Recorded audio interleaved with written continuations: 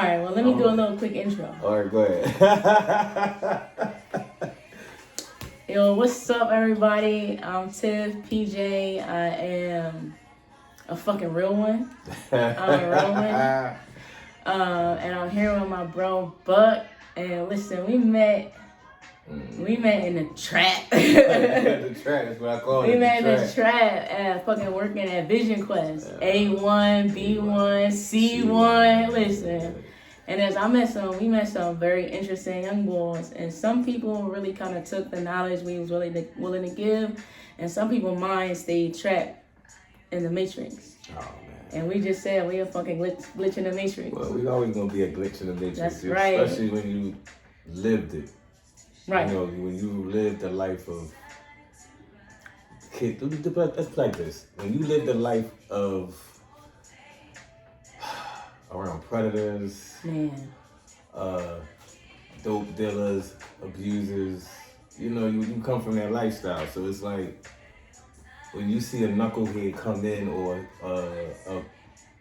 a lost sister, sometimes them placements are not places for them. That's right. And I'm gonna be honest like the with prison, you. what is it?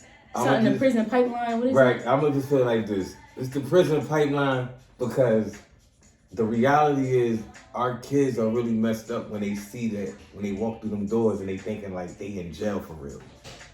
And your kids is really programmed just like this. And I knew this when I had my own personal experience when I went to jail. And I was only in jail for 3 days. But what I saw in jail, what I saw in the movie, I knew that the movie wasn't lying. You know what I'm saying? So that's when my mind started to open up. So when I seen Bull put the carton of cigarettes in the orange jumper, oh yeah, I need to make my phone call. You know what I'm saying? So I want you to understand. So it was a wake up call. No. You said a carton of cigarettes. So it's probably like a knife in that joint. No. What I watched personally in American Me, it's a movie. It's a classic. What I saw, like I said, a lot of people didn't see. When I named movies, American Me. When I seen main man put the cartons of cigarettes in the orange jump, I knew he ran to jail. So. Oh, like he was able to get a whole fucking carton. First of all, gotcha. He doing this. He's doing this while the guard is right there, so I already know what's going on. Yeah. So right there.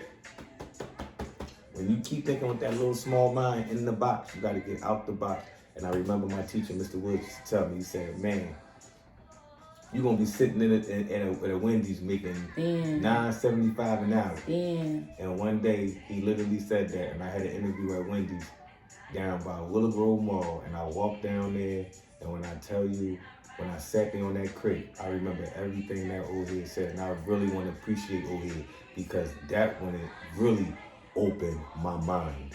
It was like he was talking to me and telling me my future at the same time. You know what? First of all, you kind of jumping ahead. So when we get to the questions, I want to ask the questions. So and stay right there. I mean, no, you good. Now stay right there. I just want to make sure when I ask the question, then we can answer it. So whoever watching it know what we talking about. You know what I'm saying? I bet. And so, but it's no problem with you saying that. Secondly, that's crazy. Like, we don't really recognize how manifestation works. You know what I'm saying? Right. So we have the power. They say God is in us. We are God because we have the power to create. We can create. We can take one thing and another thing and make it something completely different. And because we have that power, that is what makes us most like gods. Right. Now, I'm gonna take it further, right? Because I say God is in us and we are God. You have your own God. I have, like, you yourself or your own entity and manifestation of God. I myself am my own entity and manifestation of God. Each one of us have our own power. You know what I'm saying? What are you God of? So you might be God of peace amongst children, right? That's where you at with it, because that's where your power most resonates in establishing peace amongst children. Because I'm walking in my masculine energy that most resonates with me. Right. I am a God of love. One thing I know how to do is love a woman. I mean, You I gotta can love everybody but because it's hold all on. love all But the hold on, time. but It's the all real- love but all the the real- But the time. real gonna tell you, you gotta love yourself first. And I love myself. I already know this. So right First of all, now- you already know that. So I'm gonna say right now, this is the year you love yourself. I love myself first. First of all, I had to learn how to love myself before anybody loved me. Right. And now that's something. Right. You hear what I'm saying? My mother, my family, my siblings, my cousins. I had to love myself in a world where nobody loved me. Love, yeah. So talk to me. I had to learn how to love myself first. I had to. Before I could do anything else. Because the only reason I was able to get past any of the shit I experienced is because there were drops of love for myself. I had to learn how to stand up for myself against the wrongs that I was experiencing, and I was ostracized for it. But I believed in me. So I had to, as a child, learn how to love myself. In fact, as I was going through different shit as I got older, and I had the audacity. Motherfucker about me. One thing about me, I got the motherfucking audacity. I had the audacity to speak up against shit because I learned how to love myself first. And so it's because I was already sensitive to trauma. Yeah. You already know when you're sensitive to it and that shit start to feel like trauma, you start to speak out. You start to bug out. You start to lash out, act out. And so the shit that felt like trauma, even though it wasn't, I was lashing out because I loved myself enough to speak up. Right. You hearing me? So I learned to love myself at a very early age. That's your rebirth. That's it right there. My rebirth was learning when to speak. Wow. Learning how to speak. Because even though I love myself and I learned to speak up at a young age, I'm telling you, but I experienced shit in my life that people don't want to read about. You understand? Remember that joint, A Child Called It?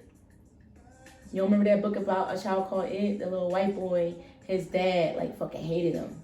He was, like, the youngest of 3 siblings, and he was abused. A Child Called It. When I read that shit, so much of it resonated with what I experienced during my childhood. Not all of it, so much of it, 75%. You understand? All right. And shit I experienced that's not in the book. You understand? 100. All right, so I learned to love myself first, and I learned to speak up because I was experiencing shit that didn't make sense. And they told me, you don't know how to talk to people. You don't know how to talk to people. You don't know how to talk. You don't know when to open your mouth. You too smart for your own good. And this is my blood, right? One thing I say I was not raised, I grew up. Right. I was not raised. So many lessons that get taught to kids, I did not have those lessons. Right. So by the time I was adult, I was missing out on a lot of shit. A lot of stuff we missing out on. Because I didn't know. I didn't have that. But what I learned was how to speak up for myself. Yeah. So all I'd like to say is as I got older, I became a social worker. I'm a licensed clinical social worker. I had to learn how to talk to people. Right. And that real shit that come out of me resonates with the real clients that's sitting across from me. Right.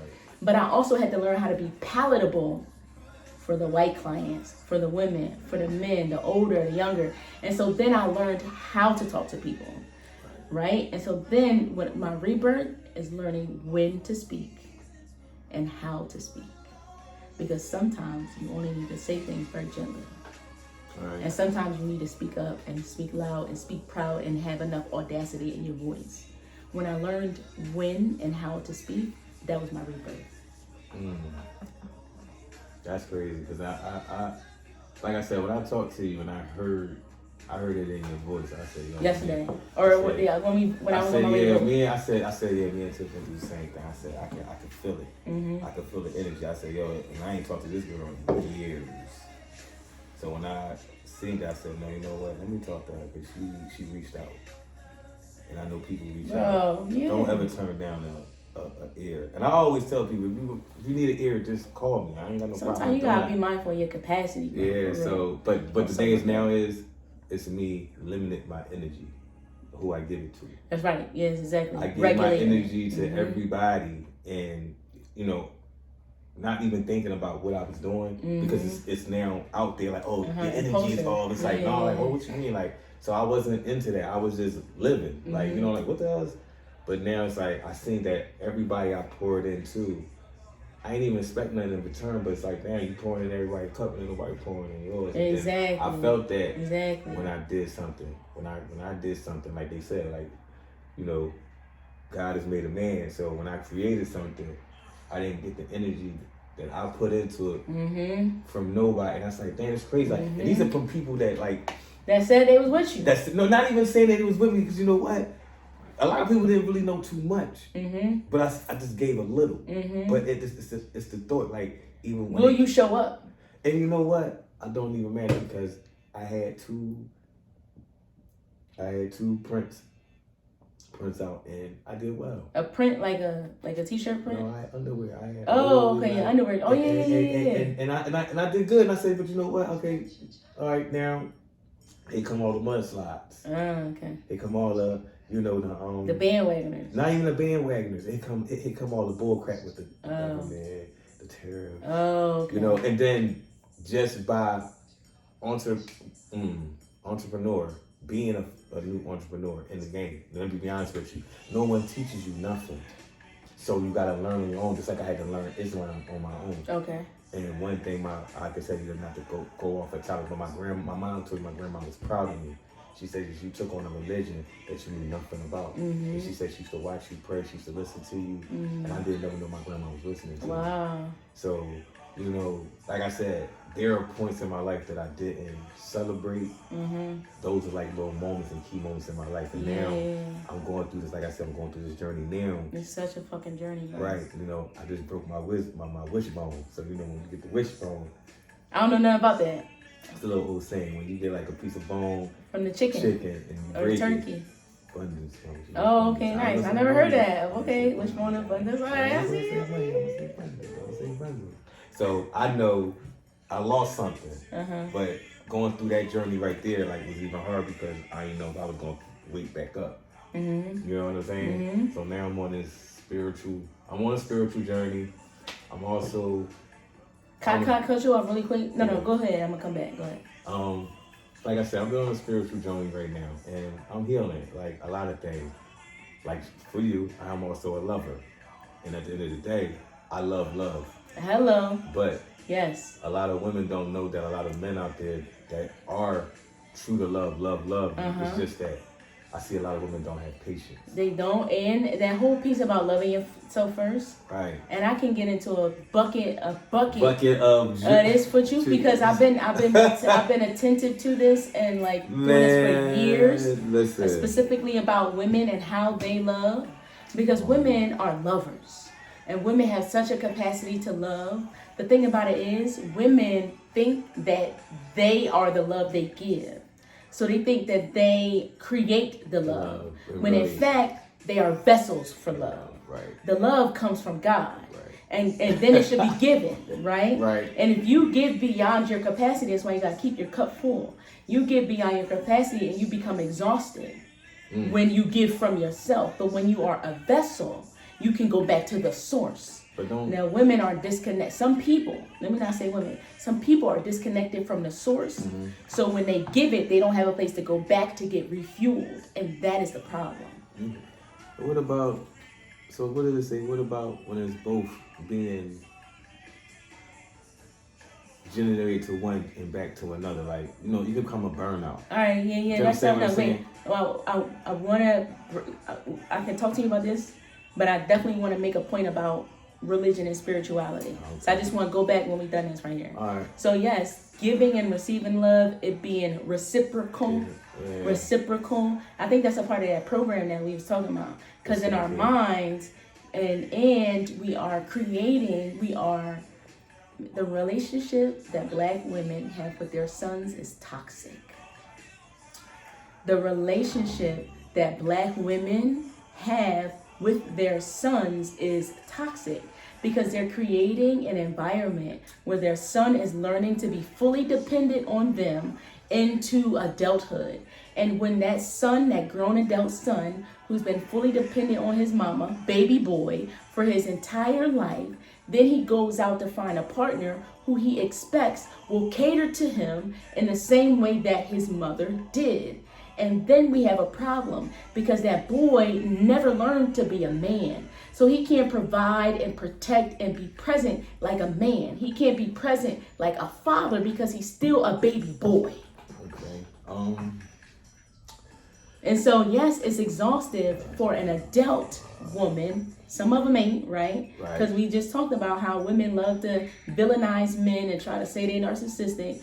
But women have their own shit too, right? And oftentimes, narcissism, borderline personality disorder, bipolar disorder kind of get all coupled. And we really need to get back to a point where we can respect mental health clinicians, because I'm a licensed clinical social worker.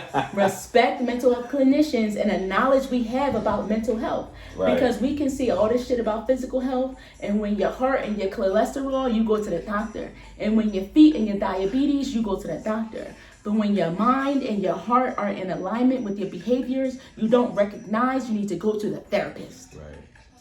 And I noticed, I was always against going to therapists. Because, and that's ignorance. Can I shoot you right here for religion? You ain't got to shoot me for religion. And I'm going to get off my soapbox. Go ahead. Religion, now we all know that the United States, colonialism, etc. Will you accept or agree with me that white people use religion as a means of sort of control? Collecting people. So they still do it. It's still very much, religion is used as a tool of oppression by white people. You know what? Christianity is used as a tool of oppression. The Bible, the Holy Bible, Jesus, 1st and 2nd Corinthians, 1st and 2nd Kings, from Genesis to Exodus. The Bible and religion is used as a tool of oppression by white people. All right. So listen, right? Let me just say this. I don't get into religion because I used to be a Christian. Okay, and I spent a long time in the church. And I'm Muslim. Okay. So I'm going to just say this. I've seen a lot on both sides. Okay. Okay. So now I'm more attached with my spiritual. And I'm with you on that. So I'm gonna just say this. For my opinion, that's your opinion. Yeah. And at some point, I do feel like we are oppressed with religion. Yes. Oppressed with religion. Yes. Because my personal opinion with religion is, I feel like religion is just here to keep us calm. Yes. Or I just say keep us regulated. Keep the person that believes in what they believe in that religion specific. Minimal. Not even minimal. Limited. Not even limited. Just to keep us calm. Some people that can carry it. All right. All right, what I'm saying to you? Let me know you can tap me back in. So I'm just saying. So what I'm just saying to you is right now, I don't get into the religious battles because I've seen both ugly sides. Like I said, the religion is supposed to be perfect, not the person. Yes. All right. So that's what we losing at right now. And what I'm gonna also say is, let's remove the white people for right now. All right. Because at this point, we gotta bring religion back into the home. Because right now, everybody is running and trying to say, well, we can go to church. No, God is not there no more. God been left. And you gotta understand, when you astray, you're straying from something that you don't believe in anymore.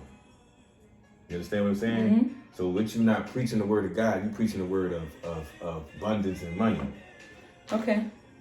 And think about what's going on. Y'all not even out in the community anymore.